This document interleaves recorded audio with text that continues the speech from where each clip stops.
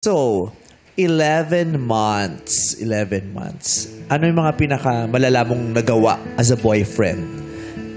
Na masasabi mong, ay, nung puntong yun, nagpaka-boyfriend ako.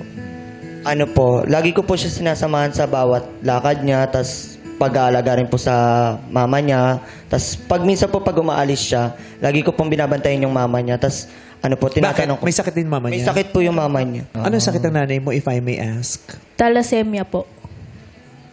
Thalassemia. Ano yung thalassemia? Yung nagbi-bleeding po yung lagi yung nose niya. Then, laging kailangan salinan ng dugo. Ano, nagagamot pa, magagamot pa ba?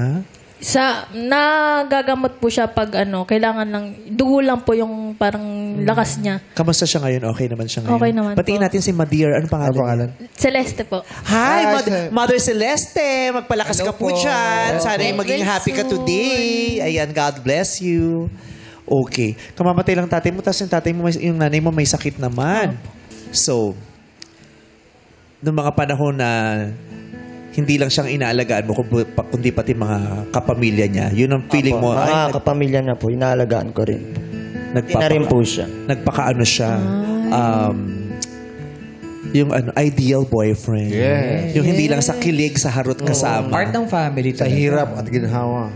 Nakita mo naman yun. Opo, na-appreciate ko po sobra. Wow. Nakakagaan po ng pakiramdam. Paano ka nagpapakita ng appreciation sa jowa mo? Sa kanya po. Hindi, kay Bong. Naging jowa mo si Bong. April ako.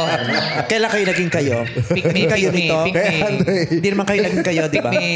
Kay Andre, syempre. Si Andre. Lagi naman po akong nagte-thank you sa kanya. Oo. Pinasasalamatan Opo. mo. Ng Yun yung- verbal.